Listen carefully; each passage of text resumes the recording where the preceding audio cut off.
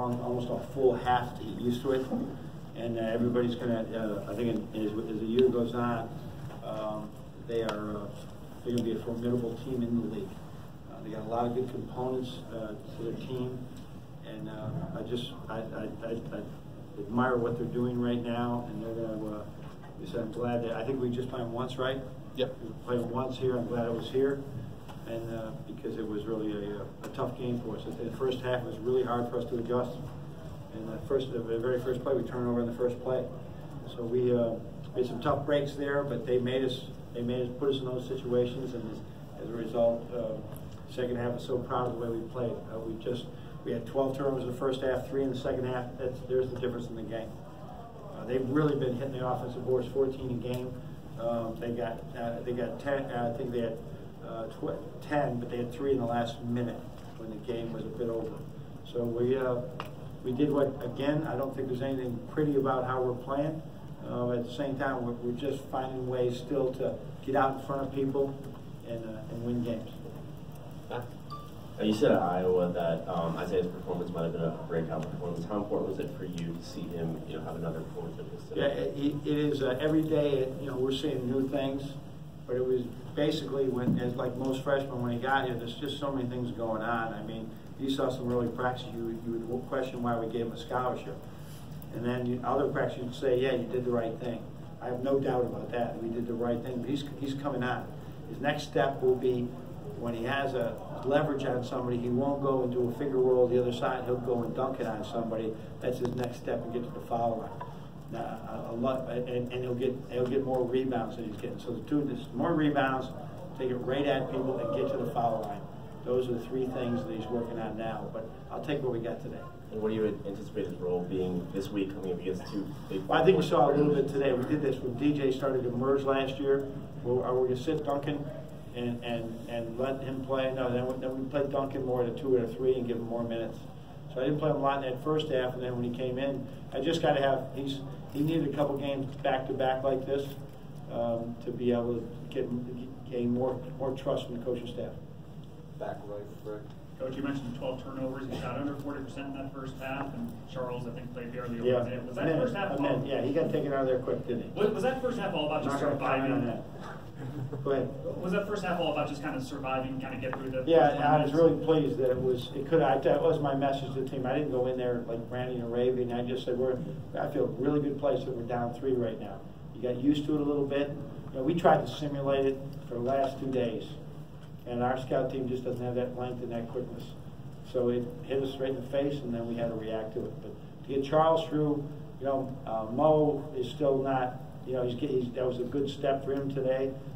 We just we couldn't be ourselves at that time, and don't blame our guys. Credit Illinois; they did a great job. Right down here left with Chris.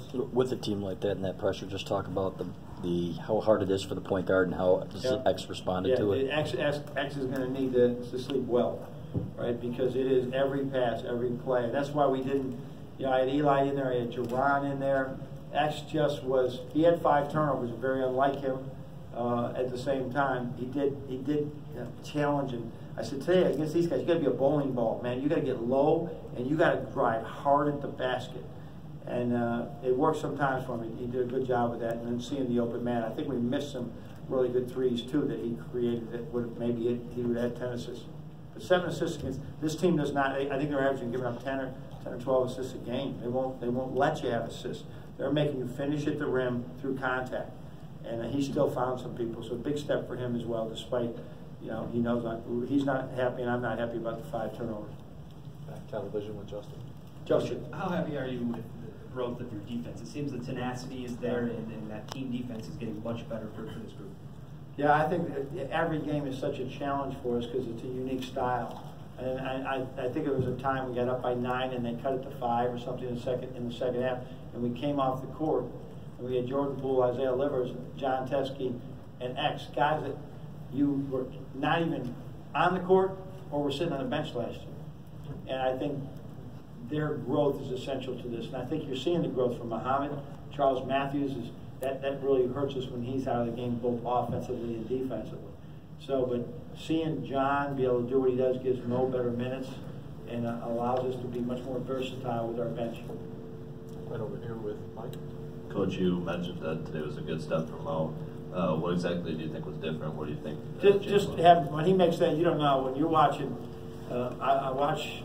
I said this on TV that shooters. I understand shooters. I understand their mentality, and when they have a bad game, it's like they had 10 bad games in a row, and Mo hadn't been able to make threes in games, or he'd been out. He didn't end the field, and for him to make the first three and then just catch the ball and no drama on those layups, he just turn and put it in.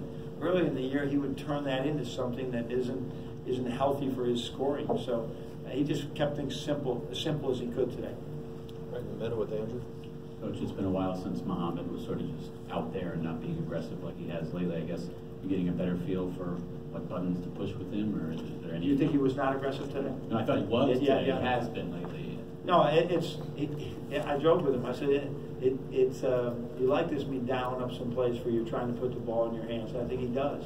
And I think, I've told this to you before when we've had like teams that are very talented with a lot of playmakers. You just can't dial up 4 guys, right? You can't dial up 3 sometimes.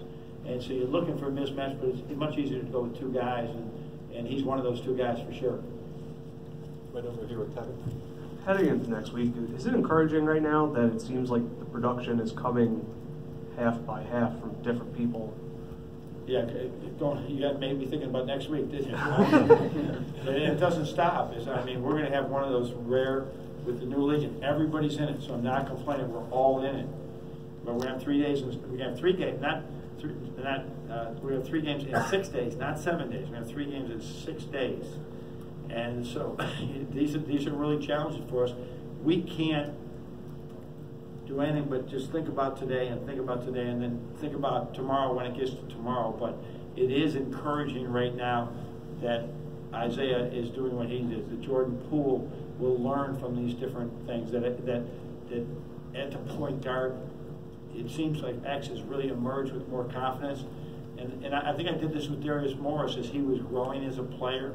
I got to give some of those guys more latitude. And when you have a Trey Burke and you have Derek Walton, you may let them play through more mistakes, right? Because they got more deposits in the bank. Xavier's getting more deposits in the bank, so I can help him, play through and learn through his mistakes. Brendan?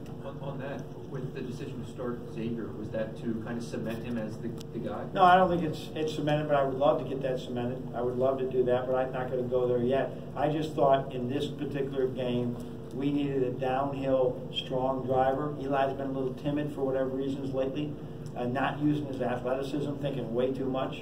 And that's why Jerron got a chance as well, that we needed guys that would not be intimidated, not intimidated is the wrong word, that would be aggressive against an aggressive defense. We didn't need guys that were trying to set plays up because they're not going to let you do it. Now, if you're playing some of the other teams in our league that let you make 10 passes and they're not going to let you have the baskets, it's a better game. Today was a better game for Jerron and X until Eli develops this downhill mentality we need him to have. You said that today wasn't necessarily a pretty game, but it also seemed to be a lot of flashy plays, a lot of dunks, timely threes. How do you balance those spurts of confidence with? Well, there's sometimes that with their style, they're going and their style both ways. They're at offense. They got some pretty good rim runners, and they run. We call it the cowboy offense. It's the old Johnny Orr offense, actually, and they can run guys to the rim, and you're always worried about that. Their defense will create offense. So now you get people in the open court. It's just exactly the same way West Virginia's playing right now. And so, and of course, Coach was on, Coach Huggins' staff at Kansas State. So that's going to be the byproduct. You're going to have some of that, but you're also going to have ugly turnovers for both teams. But it's a style we're going to adapt to. I think it's. I don't recall seeing this in a little bit, and there's 4 or 5 teams playing like this right now that I know of, and so we're going to see more of it because it is effective with a short clock. Going back for a second. While there is all this balance and stuff like that, how much, especially given this week, would you like to see a game of Charles, Mo, engaged for 40. It seems like that might be kind of the next step for those two. Yeah, but I think it's important that those guys continue to establish a rhythm and when everybody's in a new role. But I don't think it's essential that they have to be stars for us to win. As you can see today, I think that there's enough guys out there that can make shots for us. That's our hope.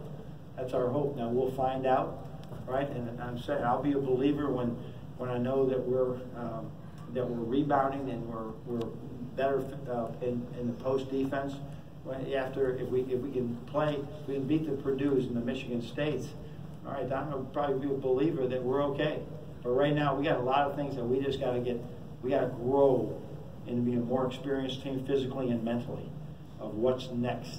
If we're gonna say, okay, we're a good team. They're 14-3, but we got a long way to go right now. And I don't think there's a guy right now. I think there's guys that as you can see, we've had up and down with several people. Coach, that's going to do it. All right, thanks everyone. Thanks everyone.